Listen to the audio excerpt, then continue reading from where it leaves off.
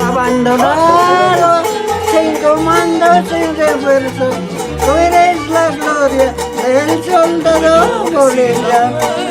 Eso sé que no me rindo, al llegar de Patapila, voy a derramar la última cartucho de mi fusil. ¡Ajá! Flores y la muerte, cava un abismo entre los dos. Yo no sé si por quererte llego a olvidarme hasta de Dios. Ausente de mí, tu dulce amor me dice adiós. Ausente de mí, tu dulce amor me dice adiós.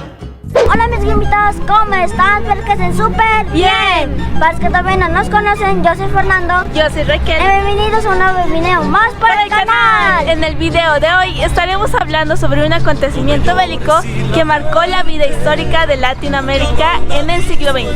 Este hecho bélico es conocido como la Guerra del Chaco. Acontecimiento armado que enfrentó a dos países hermanos, como es la nuestra Bolivia y la hermana República del Paraguay.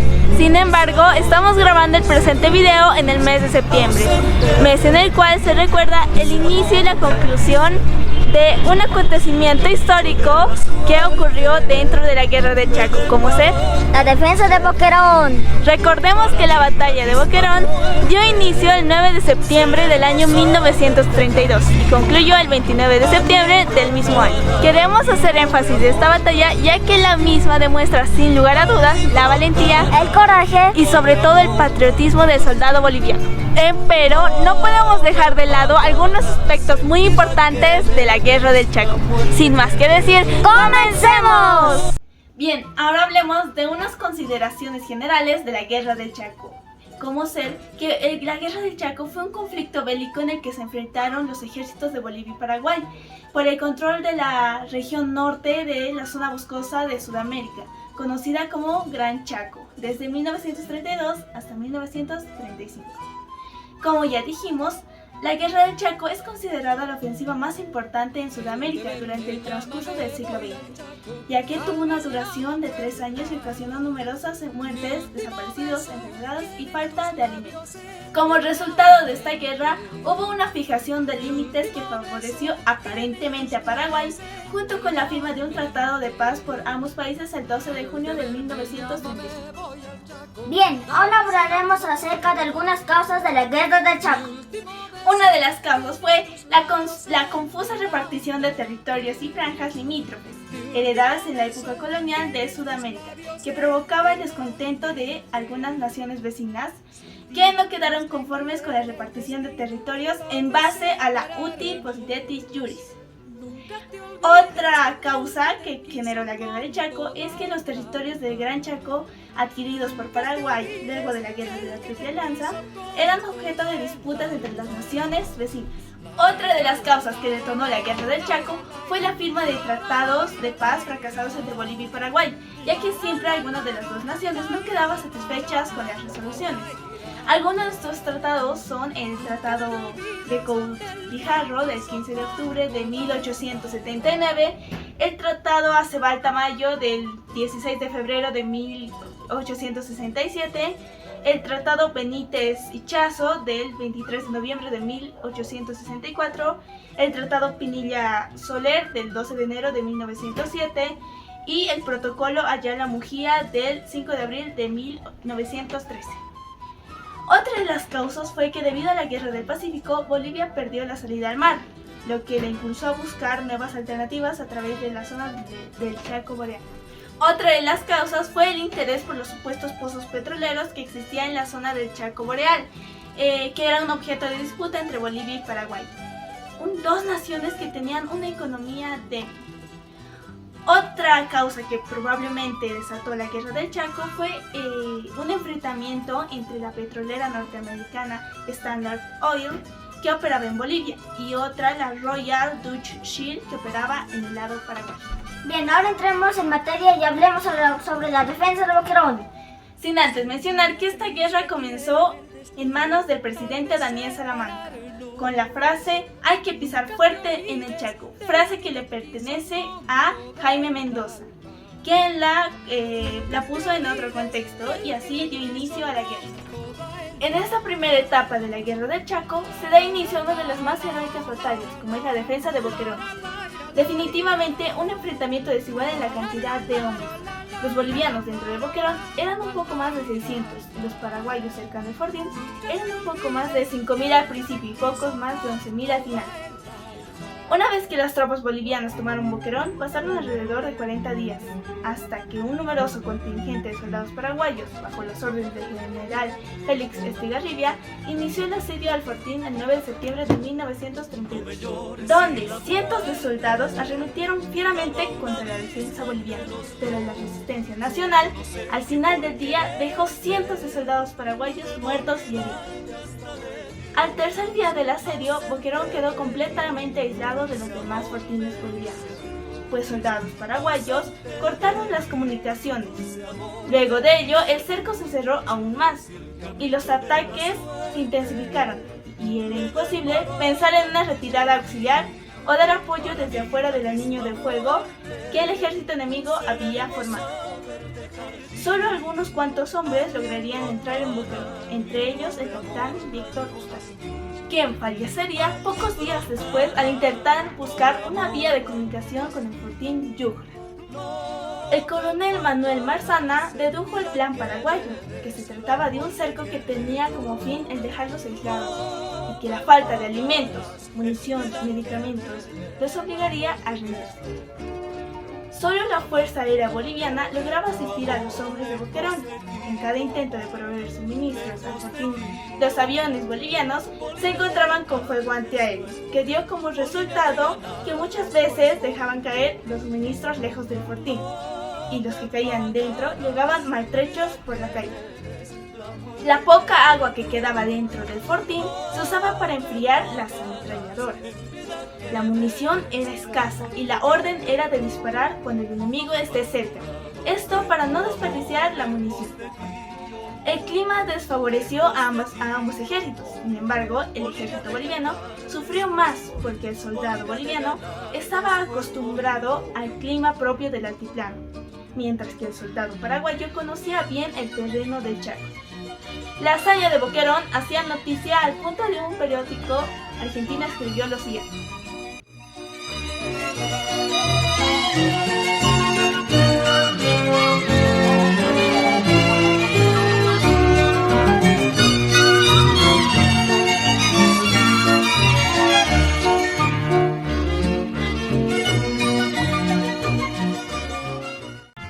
A los 15 días de iniciado el cerco, el 23 de septiembre de 1932, dentro del fortín, la situación ya era insostenible. No quedaban alimentos, al punto que algunos historiadores comentan que los huesos de las mulas eran molidos y usados como pito, los cueros remojados y usados para masticarlos y así engañar al estómago. Pero los soldados bolivianos siguieron resistiendo al ataque y ocasionando grandes bajas en el ejército paraguayo, aprovechando de esta forma la munición y alimentos de los caídos. Un par de días antes de la caída de Boquerón, los ataques se intensificaron. Aviones paraguayos dejaban caer bombas caseras, los rifles no daban tregua, los morteros hacían estragos al interior del fortín. El cansancio de los soldados bolivianos era tal que no había fuerzas ni siquiera para enterrar a sus muertos, y ya no quedaban medicinas para aplacar el dolor de sus heridas. El día 29 de septiembre, Marzana comprendió que todo lo humanamente posible se había hecho, ya que no quedaban alimentos ni municiones, y tomó la decisión de pedir capitulación honrosa. Cuando las tropas paraguayas vieron ondear una bandera blanca, malinterpretaron la señal como rendición, cuando en realidad lo que se pretendía era parlamentar. Cuando el ejército paraguayo entró a Boquerón y lo que vieron dentro no fue al numeroso ejército que ellos creían les hizo resistencia por más de 20 días, en su lugar solo hallaron cadáveres, hombres escuálidos, enfermos, cadáveres rodeados de moscas, hombres enloquecidos por la sed y el hambre. Y en lugar de darles fin, los soldados paraguayos, al ver el estado deplorable de quienes habían dado una lucha impensable, les ofrecieron la mano y los socorrieron. La batalla por Boquerón había terminado. Con relación a esto, tiempo más tarde el presidente paraguayo Eusebio Ayala diría lo siguiente.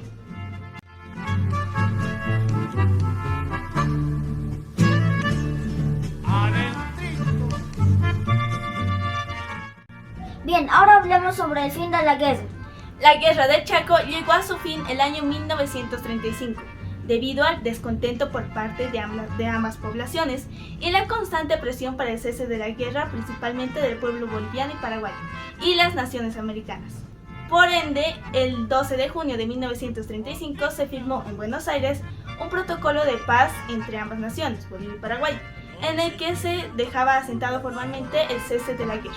Finalmente, luego de largas negociaciones, se firmó el Tratado de Paz de 1938, el cual buscaba fijar definitivamente los límites entre ambas naciones. Las consecuencias fueron La firma de un tratado de paz en el año 1938 en Buenos Aires, donde se reconocieron aproximadamente 230.000 kilómetros cuadrados del territorio para Paraguay y para Bolivia el acceso al río Paraguay junto con el poblado del Puerto Casado. Otra consecuencia fue la gran cantidad de caídos en combate, desaparecidos, prisioneros de guerra y enfermos por infecciones contraídas durante el conflicto. Por último, más adelante, en el año 2009, los presidentes de ambas naciones firmaron en Buenos Aires un acuerdo definitivo de límites, llamado Acta de Cumplimiento y Ejecución del Tratado de Paz, Amistad y Límites entre Bolivia y Paraguay de 1938. Hablaremos sobre las armas que usaron en la guerra. Y acá están las armas de los soldados. Estos son los fusiles que usaban los soldados, los Mauser. Acá tienen más Mauser. Y estos eran las pistolas ametralladoras que usaban los oficiales. El Mauser tira tiro por tiro, es decir, tira pum, tiene que uno por uno. En cambio, estas tenían cargador con 12 proyectiles acá, entonces disparaban ráfagas. Era lo más moderno que había en la guerra, pero solo usaban los oficiales. Estos son los morteros, ¿no? Acá se tira, ¿cómo funciona esto? Se tira una bomba así, se suelta ahí y ¡bum! Sale, ¿no? Esta es una ametralladora pesada, ¿no? Que dispara muchos cartuchos. Y esta es una antiaérea. Le falta una pieza acá atrás, pero lo interesante es de por qué es una antiaérea. Porque tienen un asiento. ¿Por qué? Porque el que va a disparar al avión, el avión está arriba. Tiene que estar sentado. Si no, ¿cómo va a disparar? Imposible. ¿No? Entonces, pues tienes así. Ya, esta es una antiaérea. Bien. Acá tenemos fotos de Chaco. Aquí está el soldado disparando una gran arma que hay, que es la ametralladora liviana Breno, que es esta. Lo interesante es eso. Es esa, Esa es la ametralladora liviana. Entonces, acá tenemos esta vitrina que corresponde a los soldados paraguayos. Acá dice Ejército Paraguayo. ¿Qué es lo importante acá? Todo. Son objetos, ¿no? Miren cómo eran los soldados, los gorritos que usaban los soldados paraguayos. Ellos no usaban gorra, usaban sombrero para el sol, para el calor, porque era el clima, ¿no? Y allá tenemos otro objeto muy importante, el guante de acero. ¿Por qué usaban ese guante? Era para no quemarse la mano, porque las armas pesadas, al disparar van calentando y se vuelven hierro candente. Entonces, si no tenían este guante, se quemaba la mano. Entonces se ponían el guante. Y los que no había guantes, se tenían que atar con trapos las manos para no quemarse. Era bien difícil, ha sido la guerra. Y acá tenemos objetos de los soldados bolivianos, del ejército boliviano. máscaras antigas, es decir, que esto nos demuestra que ya usaron en la guerra del Chaco el gas pimienta, ¿ya? Máscaras antigas, los cinturones para municiones. Acá tenemos un cinturón de oficial, ¿no? Con revólver. Falta el revólver, solo están las balas. Acá tenemos una pistola de bengala y las granadas de mano, ¿no? Las granadas que se tiran. ¿Sí? Y acá está el coronel Marzana, el defensor de Boquerón, el héroe de Boquerón. Y allá está en la fotografía con su esposa. El coronel Marzana con su esposa. Bien. Bien. Acá tenemos más armas. Y acá están los tres grandes héroes de la guerra del Chaco, ¿no? Entonces acá este es Bilbao Rioja, ¿no? Más general Bilbao Rioja, el máximo héroe. Después está Marzana, este es de Boquerón, y Germán Busse, de Viaje. Y allá está una figura de un soldado sin rostro, ¿no?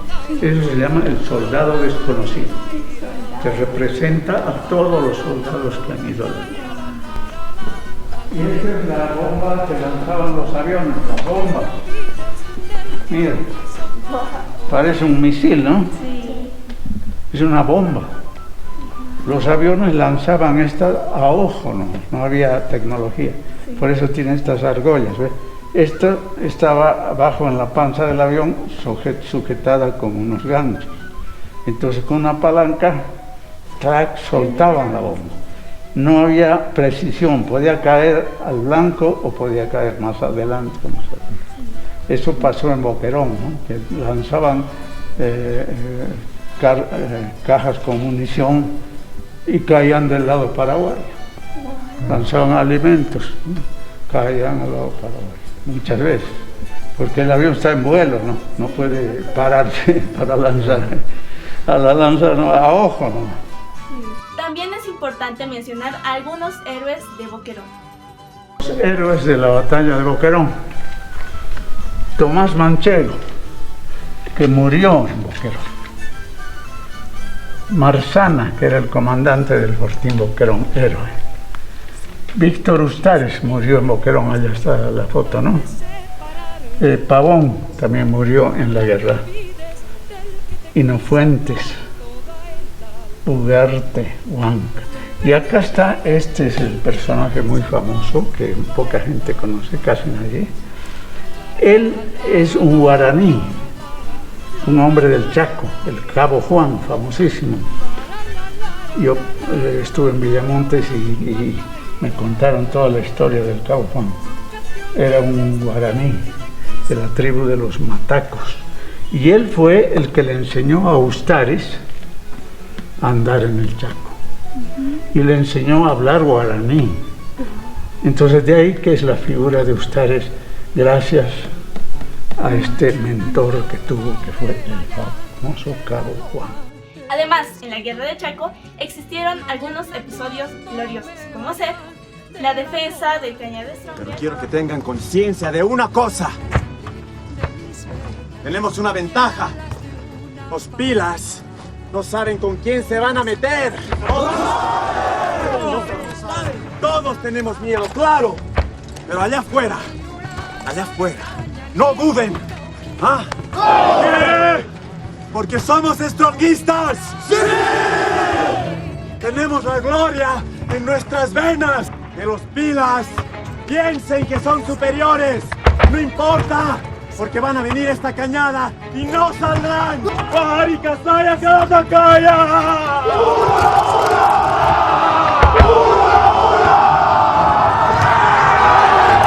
La batalla de Ingavi y el famoso pasaje de los 3 pasos al frente. Y esta es la famosa foto de los cadetes llamados 3 pasos al frente. ¿Cuál es la historia? Estos se declara la guerra y los cadetes no van a entrar a la guerra porque eran menores de edad, eran menores de 18 años. Había en esa época hasta cadetes de 14 años. que entraban al colegio militar. Era como un liceo militar. Entonces no podían obligarlos a que vayan a la guerra.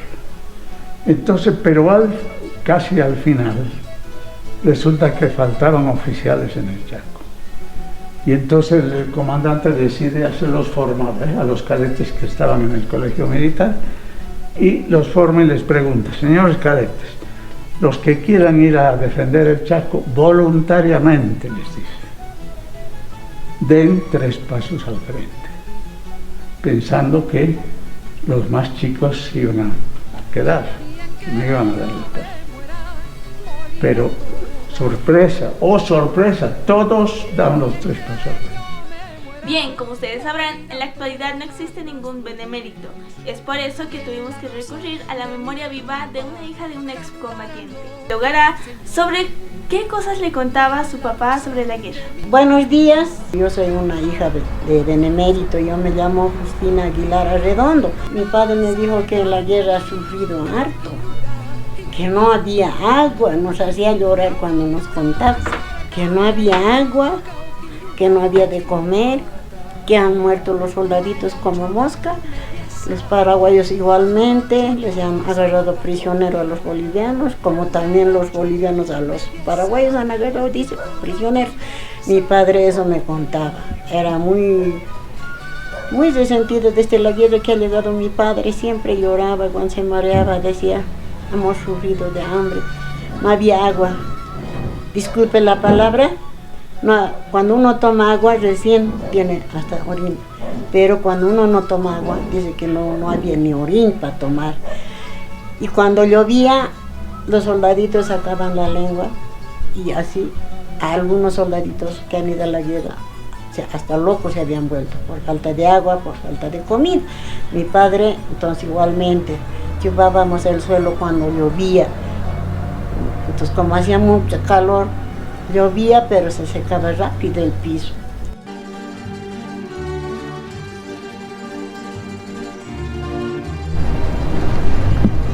Y por último, aquí yacen los restos mortales de nuestros queridos beneméritos de la patria, aquellos que lucharon por la integridad de nuestra patria. Esto es todo por el video de hoy, espero haya sido de su agrado, no olviden darle like, suscribirse y activar la campanita. ¡Chao, Hachaguayas!